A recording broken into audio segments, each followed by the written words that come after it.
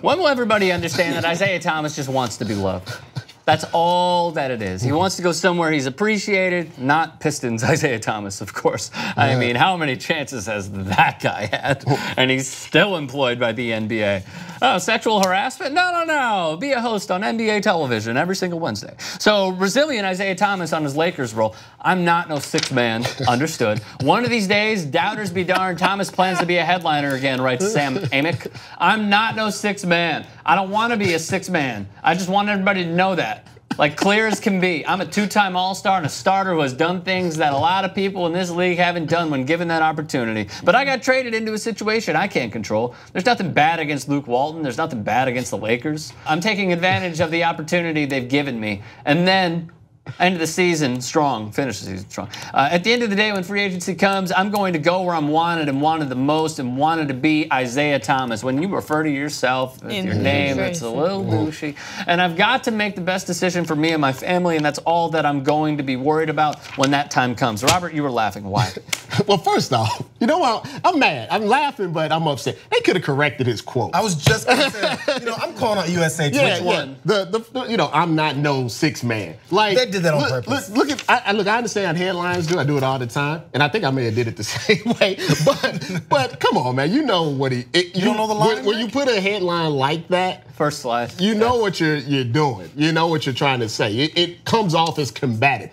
I'm not no sixth man. You could have changed people. I didn't even really think about it, but it's a fair point. In media, it's a fair point. A lot of times we clean up quotes. Yes. And you could say, I'm not a sixth man. You can clean that up if you want, but I think for emphasis and for the headline, they wanted to do that. And I talked about this yesterday on BSO, is that they're using Isaiah Thomas because they know he's a good quote. All they gotta do is put a mic in his face. How you feeling? 100%. So it's not really their fault per se, but they know. Now that they know, anytime we get Isaiah Thomas, he's gonna say something and we can use it. So you want to talk today, Isaiah? How you feeling today, Isaiah? And what do you feel about being a sixth man today, Isaiah? You feel like you're being disrespected today, Isaiah?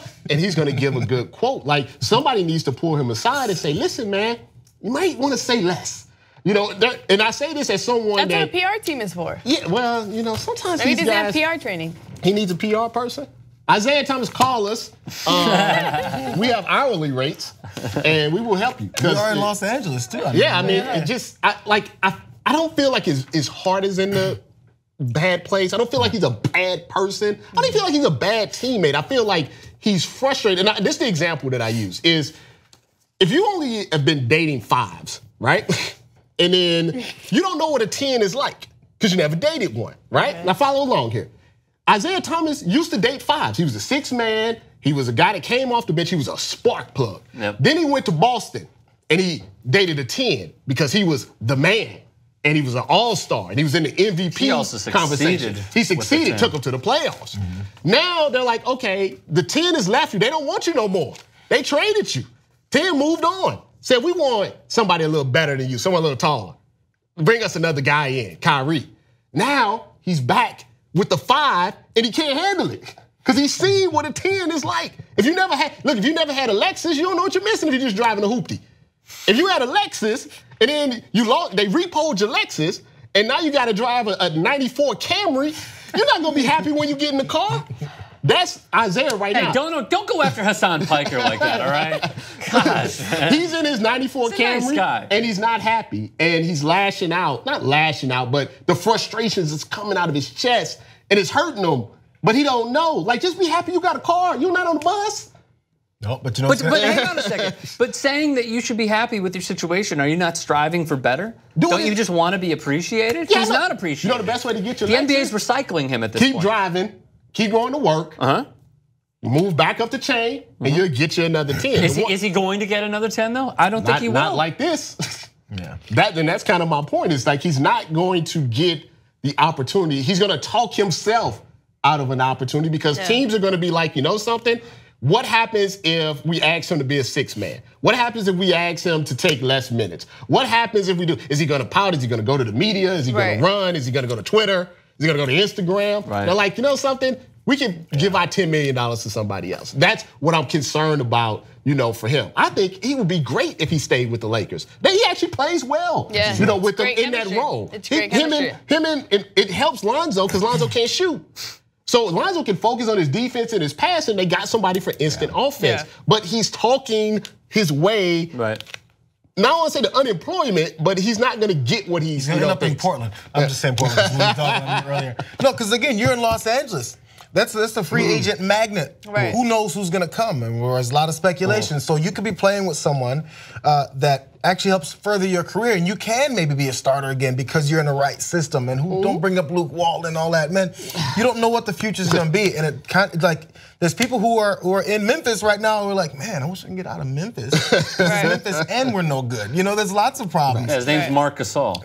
Yeah, so he needs some perspective of where he is and what it is that he's setting himself up for. But I can understand, I've said this before too, if I got to heights of professional athletics, there's a certain mindset you have to get through all of that adversity.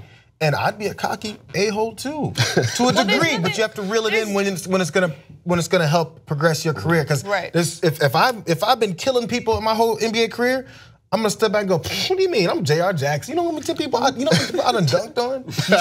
Watch the highlights and come back and talk to me. But you have to keep that inside. He does. You do have to keep it inside. There's nothing wrong with being confident or, there's nothing wrong with being overly confident. And I feel like in Isaiah Thomas's case, he has great chemistry with the Lakers. And yeah, he hasn't been treated the way that he deserves to be treated. And I feel like from his season in Boston, for example, everything that came with that season, aside from what happened on the court and his performance on the court, but just the loyalty that he gave that team, I don't feel like he's mended that broken heart. I feel like he's still carrying that. He's walking with a chip on his shoulder, and he's feeling that he's feeling that no one feels that they're appreciating him. Like, he feels very unappreciated.